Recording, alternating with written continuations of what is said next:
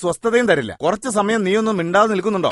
അത് ശരി, ഇപ്പൊ ഞാൻ മിണ്ടുന്നതാണല്ലേ കുഴപ്പം? ചേട്ടൻ ഇവിടെ കിടന്ന് അലറുന്നതിന് ഒരു പ്രശ്നവും ഇല്ല. ഞാൻ എന്താ അലറിയെന്നാ നീ പറയുന്നത്? നീയല്ലേ അലർന്നത്? ഞാനാണോ അലറിയത്? നിങ്ങളല്ലേ അലറിയത്?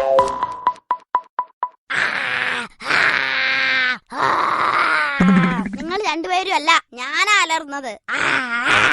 ദേ ടിൻഡു, അപ്പുറത്തെങ്ങാനും പോ, നല്ല തല്ല് കിട്ടേ. പിന്നെ ഞാനൊരു കാര്യം പറഞ്ഞേക്കാം, ഞാൻ സ്കൂളിൽ പോകുന്ന കുട്ടിയാണ്, എനിക്ക് പഠിക്കണം. നിങ്ങൾ രണ്ടുപേരും ഇങ്ങനെ മത്സരിച്ച് അലറിക്കൊണ്ടിരുന്നാ എനിക്ക് പഠിക്കാൻ പറ്റില്ല.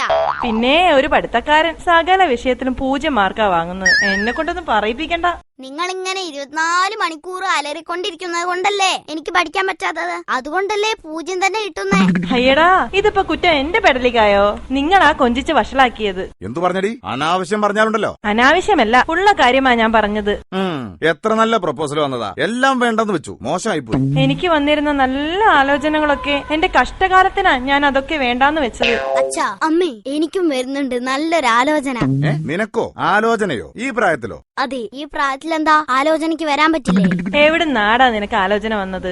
എന്റെ സ്വന്തം തലയിൽ നിന്ന് തന്നെയാ. എങ്ങോട്ടെങ്കിലും ഇറങ്ങി ഓടാൻ. ഹോ, നാശം. എന്റെ ടിൻഡു, നിനക്കറിയാമോ, 5 ലക്ഷം രൂപ എണ്ണി മേടിച്ചിട്ടാ നിന്റെ അച്ഛൻ എന്നെ കല്യാണം കഴിച്ചത്. ഓ, അതിലിപ്പം വലിയ അത്ഭുതമൊന്നും ഇല്ല അമ്മേ. അപകടത്തിൽ പെടുന്നവർക്ക് നഷ്ടപരിഹാരം കൊടുക്കുന്നതേ ഈ നാട്ടില് പതിവാ. അച്ഛനത് ഓൺ ദ സ്പോട്ടിൽ കിട്ടി, അത്രേ ഉള്ളൂ.